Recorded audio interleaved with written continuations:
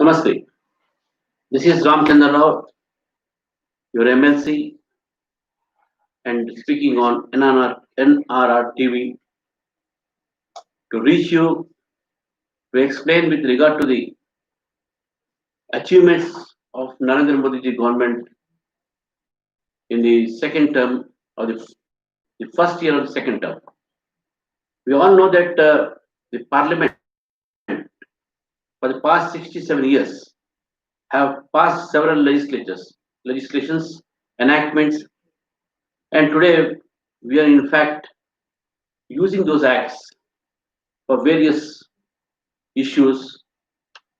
But in the 2019 Parliament, it's a year for the lawmakers. The Parliament has never been so active, so proactive in making different legislations, passing different bills, and discussing on the various amendments. The first being the Triple Talaq Act, which has now in force, which is now in force. It has been enacted by the both houses of the Parliament, and today Muslim women in the country are very happy that they have got an act with them to protect them. Secondly, the Article 370, a 70 years long pending contentious issue. This contentious issue, which was not being solved by the previous governments, they were sitting idle on it, allowing Article 370 and 35A to be imposed in Jammu and Kashmir area, even though it was a temporary transitional provision. But it was Narendra Modi's government. It was the efforts of Mr. Amit Shah that within 3 days, and with due process and procedure through parliamentary process, the Jammu and Kashmir reorganization bill was passed.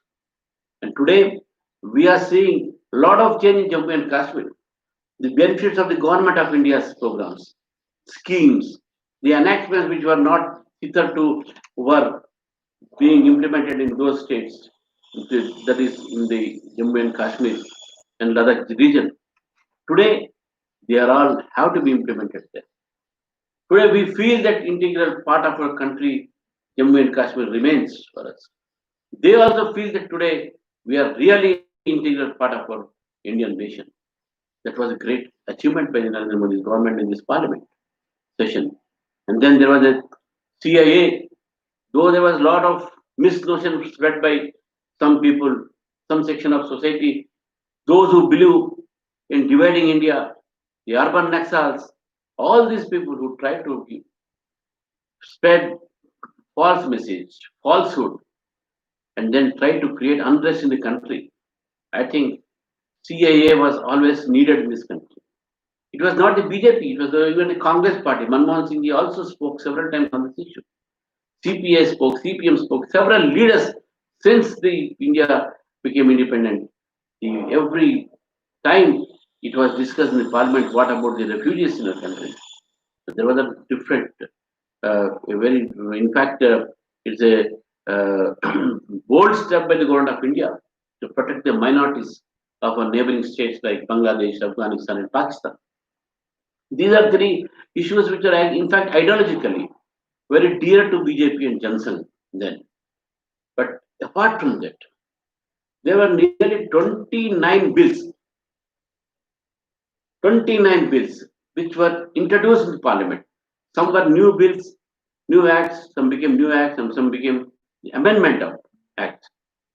And most important is that we must remember that these enactments which were being in force in our country, some of the enactments were even prior to independence. They have been not amended several times.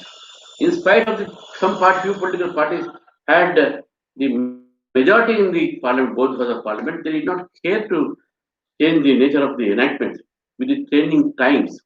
But today we must be proud that for the first time in 67 years of our parliamentary history, 29 new legislations were introduced. amendment bills were introduced, and they were all passed with parliamentary procedure. Though BJP did not have majority in Rajya Sabha, thanks to all the other opposition political parties also who supported the government and allowed the parliament this amendment of the bills to be passed in both houses of the parliament. I would just like to list out certain enactments which are passed in the parliament. And there, as I said, Jammu and Kashmir Reorganization Bill, it's Citizenship Amendment Act Bill, and then you have Triple Talaq Bill. Apart from that, we had Companies Act Amendment Bill 2019, and then it amended the 2013 provisions, and then repealing of the amending bill in Lok Sabha. The Minister of Law and Justice Ravi Shankar Prasad ji, he introduced the bill, and then we have the Industry Insolvency and Bankruptcy Code Amendment Bill 2019 to bring reforms in the banking sector. Then we have Code on Wages Act 2019, the National Medical Commission Bill 2019, Right to Information Amendment Bill 2019, banning of unregulated deposit schemes bill, all are public important bills. These are all concerned with the common man.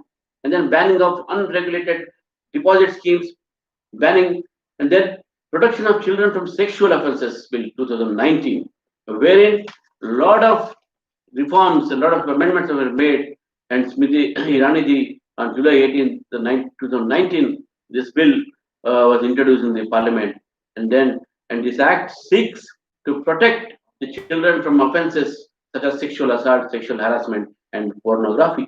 And then the arbitration and conciliation bill, those who are all advocates, they will know very well. Just today, we need to have some amendment in the Arbitration and Conciliation Act, and that was introduced. The Motor Vehicle Act, though there was some misgivings on it, it was also necessary. Within the department introduced this bill. And then we have a Airports Economic Regulatory Authority of India Bill 2019, and then Central Universities Act Bill. Now it has been Act now Bill 2019. The protection of human rights. There was some amendments in that particular act, and then we had National Investigative Agency Bill 2019, wherein certain changes were made in the provisions of law.